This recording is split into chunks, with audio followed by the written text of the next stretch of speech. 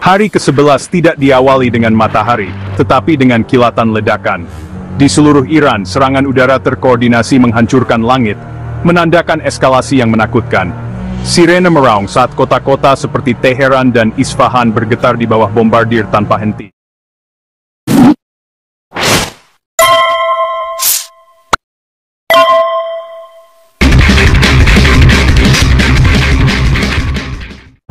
Dunia menyaksikan dengan ngeri saat Timur Tengah terjun ke era perang baru. Bagi jutaan warga Iran, ini bukan strategi, ini adalah perjuangan untuk bertahan hidup. Karena keluarga-keluarga bersembunyi dalam ketakutan dan kekacauan merajalela. Jaringan listrik padam, jalur komunikasi terputus, dan mesin kehidupan sehari-hari terhenti.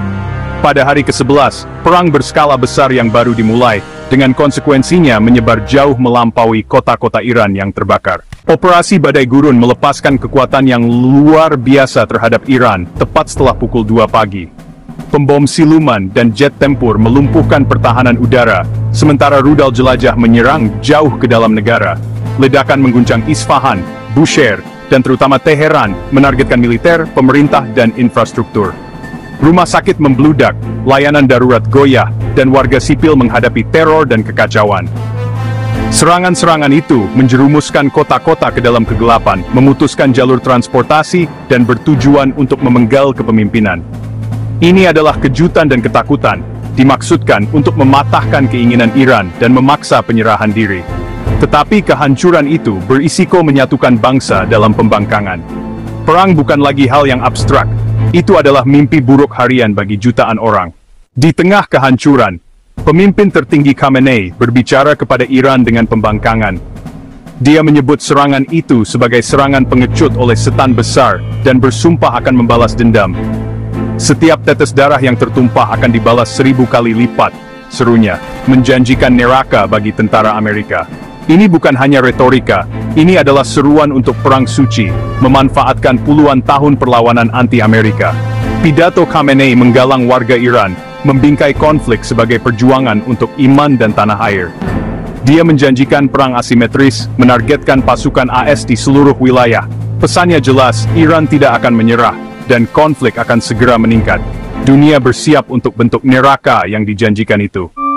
Pemerintah AS berupaya untuk menghindari korban sipil dan meminimalkan kerusakan jaminan. Tindakan itu diperlukan, katanya, setelah serangan Iran terhadap Israel, sebuah tindakan agresi yang tidak dapat dibiarkan begitu saja. Serangan itu merupakan pelanggaran yang jelas terhadap norma-norma internasional dan mengancam stabilitas kawasan. AS bertujuan untuk membela Israel dari agresi lebih lanjut, mengamankan jalur air vital yang penting bagi perdagangan global, dan untuk mencegah ancaman militer Iran yang terus berkembang di kawasan itu. Tujuan utamanya adalah untuk melumpuhkan kemampuan Iran untuk memproyeksikan kekuatan dan mengganggu stabilitas regional dengan menghancurkan fasilitas militer utama dan sistem persenjataan mereka. Namun, di dalam negeri, protes meletus dengan cepat, mencerminkan perpecahan yang mendalam atas keterlibatan AS di Timur Tengah. Para kritikus memperingatkan tentang potensi perang Timur Tengah tanpa akhir lainnya, yang menghabiskan sumber daya dan nyawa tanpa hasil yang jelas. Gedung Putih berpendapat bahwa tidak bertindak akan jauh lebih berisiko dalam jangka panjang, dan akan mengirimkan sinyal kelemahan kepada Iran dan aktor jahat lainnya di kawasan itu. Kekhawatiran utamanya adalah takut akan Iran yang bersenjata nuklir, yang akan semakin berani karena keberhasilan mereka yang dirasakan dan kurangnya konsekuensi.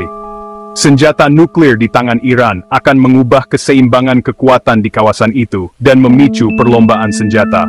Sebagai tanggapan, aset militer AS yang besar dikerahkan ke kawasan itu, termasuk kapal induk, kapal perang, dan pesawat tempur, menandakan dimulainya kampanye skala penuh.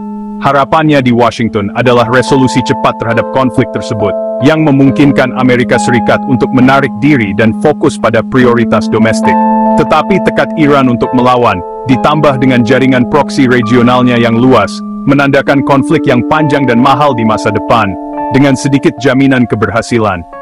Amerika sekarang sangat terlibat dalam konflik Timur Tengah lainnya, tanpa jalan keluar yang mudah terlihat, dan risiko terjebak dalam rawa yang berkepanjangan sangat nyata.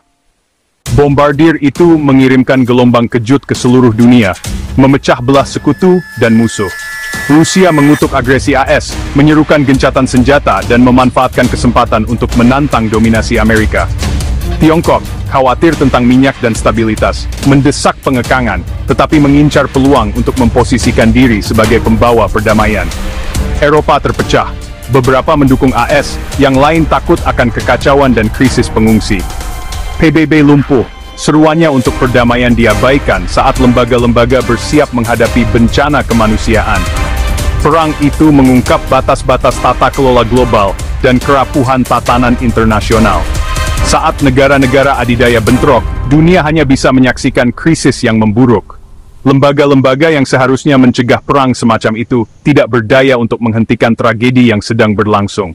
Jaringan proksi Iran membakar wilayah tersebut, menyebarkan api konflik ke seluruh lanskap Timur Tengah. Mereka mengubah perang menjadi neraka multifront, dengan setiap front mengancam akan meledak menjadi konflik yang lebih besar. Ketegangan meningkat, dan kawasan itu berada di ambang kekacauan.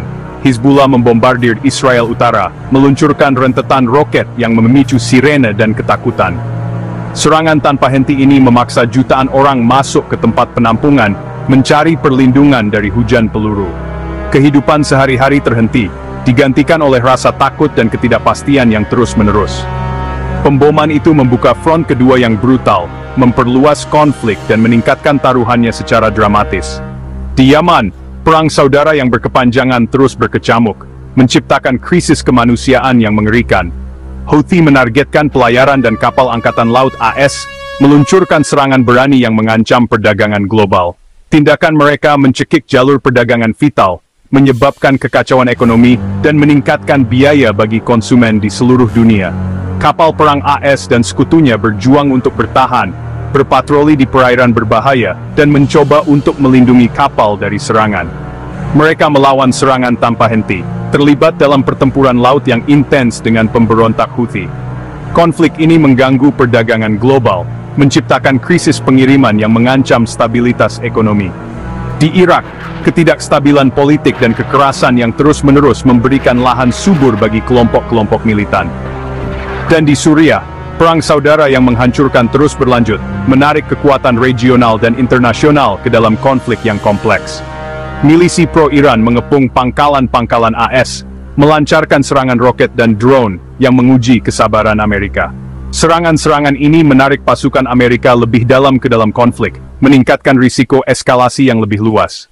Strategi Iran adalah menguras musuhnya, meningkatkan biaya konflik bagi Amerika Serikat dan sekutunya. Mereka berusaha menunjukkan bahwa menyerang Iran akan memiliki konsekuensi regional yang mengerikan. Karena itu, berarti perang di seluruh wilayah, konflik yang dapat dengan cepat lepas kendali.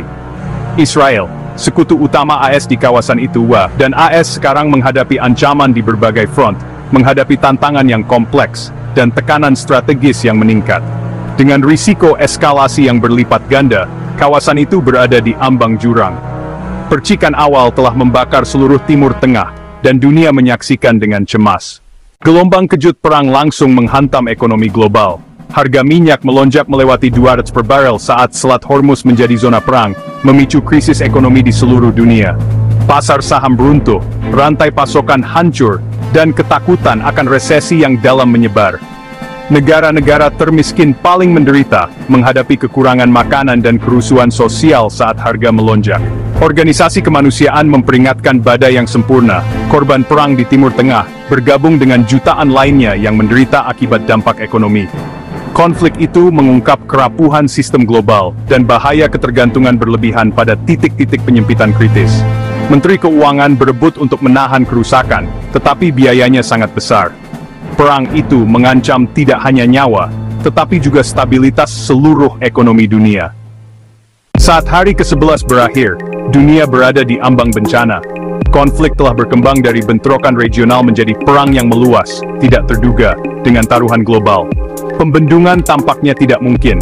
Risiko perang dunia yang lebih luas adalah nyata. Proksi Iran memperluas pertempuran, Israel memobilisasi untuk kampanye yang panjang, dan pasukan AS menghadapi bahaya yang meningkat. Tidak ada jalur diplomatik yang terlihat. Kesalahan perhitungan dapat memicu bencana yang lebih besar. Perang itu adalah pengingat yang jelas akan bahaya persaingan kekuatan besar di abad ke-21. Bahkan jika konflik global dapat dihindari, dampak ekonomi dan kemanusiaan akan berlangsung selama bertahun-tahun.